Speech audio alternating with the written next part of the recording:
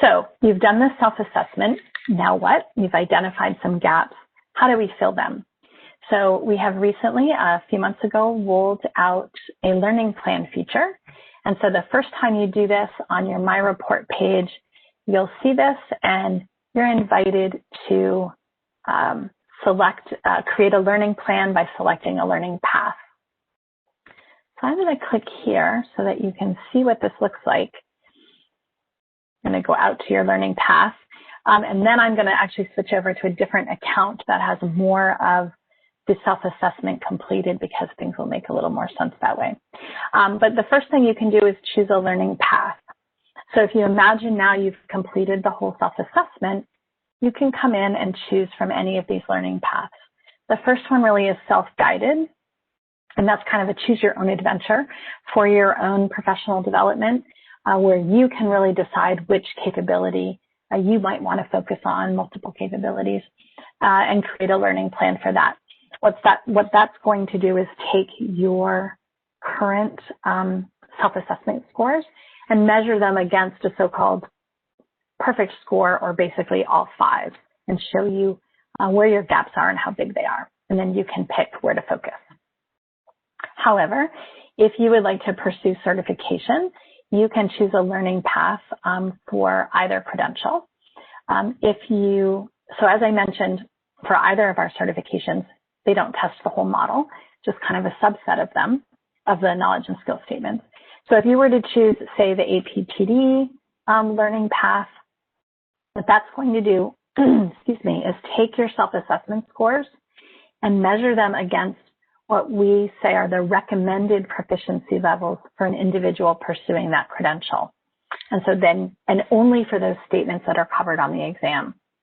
So you'll be able to see where your specific knowledge and skill gaps are relative to what's covered on the exam, so that then you can create a plan. Sorry. Froggies. Sorry. So that you can create a plan to close those knowledge and skill gaps before you go ahead and make application, before you feel like you're ready to pursue that and make application for that credential. If you're not ready to pursue a credential, or you already have one, you can create a development path that is role-based. These are more curated development paths created by our education team that are designed to take someone through knowledge and skill acquisition kind of in a vertical way for a particular job role. So we currently have paths built out for coaches, trainers, instructional designers, and e-learning professionals. And there are some other paths coming as well. And so again, that will measure your current self-assessment against an increasing development of knowledge and skill in a particular job role. So now I'm going to hop over to a different account, and hopefully you'll be able to see this one, because this account has more of the knowledge and skills assessed. So we're going to choose, for sake of argument, creating a CPTD learning path. And we'll see that our learning plan is empty. So we're going to be invited to select learning resources that will help us close our CPTD knowledge and skill gaps. So we're going to select learning resources. You're now in this middle tab of the learning plan feature. And you will start to see some of the capability areas where the system has identified I have gaps. So let's look at, let's pick something that let's look at technology application. Of course, I haven't scored myself on that one, but that's okay. Here we go, instructional design. You'll see over here on the left that my current proficiency score is 2. And for these 4 statements, my target is a proficiency level of 3. So that's my self-assessment against what is an ideal proficiency level for being ready to apply to take the CPTD exam. So, and these again are only the knowledge and skill statements that are covered on the exam where I have a gap. So it's narrowing the things that you have to focus on. Once I say, okay, I'm going to focus on instructional design, I come here and I click this orange caret that talks about resources. And it's then going to give me a list of ATD resources that are tied to this particular capability so that I can identify ways that I can close that skill gap.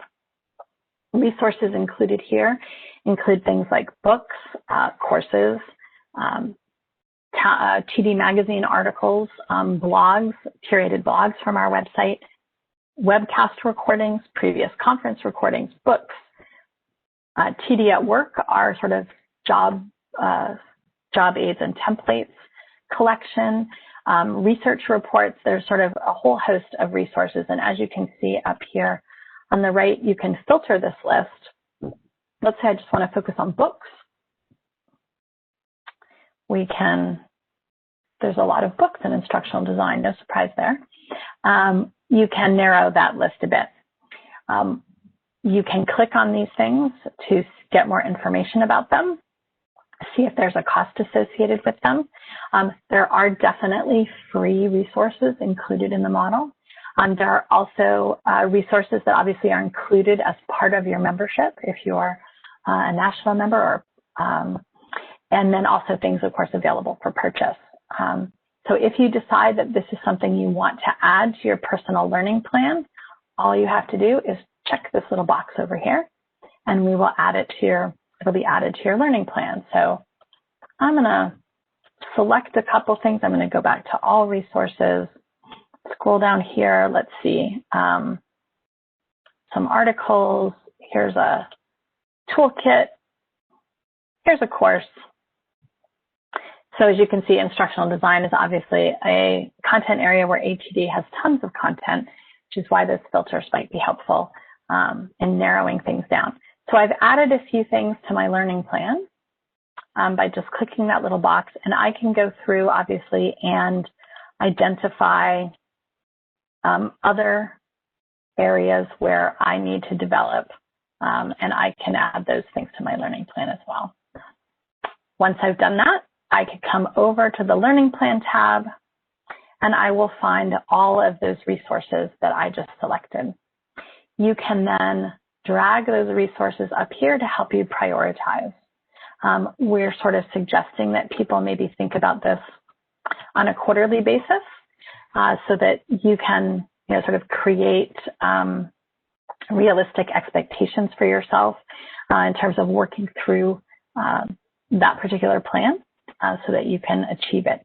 I see that someone has asked, are resources listed in any particular order, popularity, broader topics, etc.? Today, they are not. When we launch our enterprise tool, we're going to make some updates to the resource feed that is going to better narrow the list of results that you see, because we do see, obviously, in something like instructional design, there are a ton of resources. The updated resource feed will be helpful because we will have leveled, if you will, our resources so that if you score a 2 on your proficiency score, the things that you see in the resource feed are going to be things that we have leveled as a 2 or a 3, because you may have a more narrow experience. We want to expose you to things that are at your same skill level, but also things that are in the next skill level, again, to help you broaden and deepen those skills. So you will not have to drink out of a fire hose.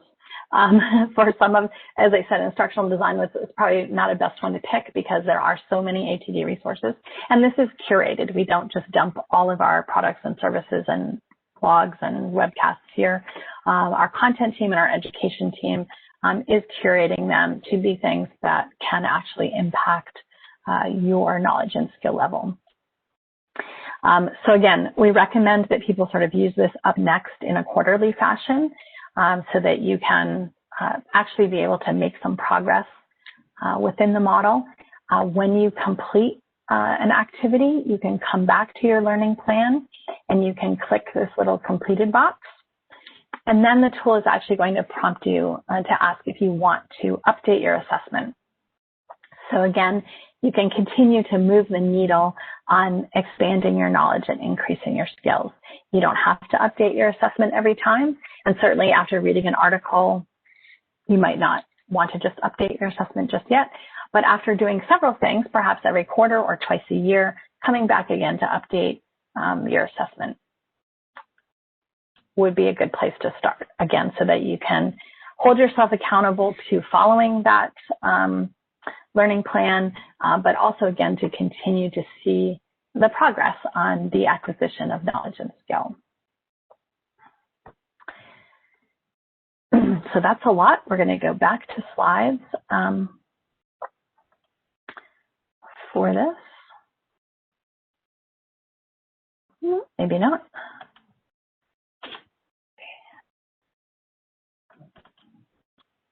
Okay, so again, anyone can access the model. There's lots to dive into there to create a learning plan and kind of explore how to use that.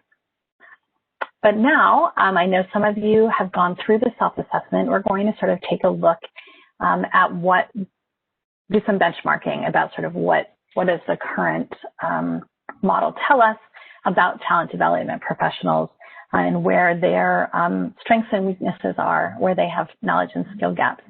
And again, I want to sort of reiterate that the intent of all of this is not for everyone to get to 100%, because I've been doing my particular kind of job role for close to 30 years. And, I can't possibly know everything about every aspect of certification and standard setting.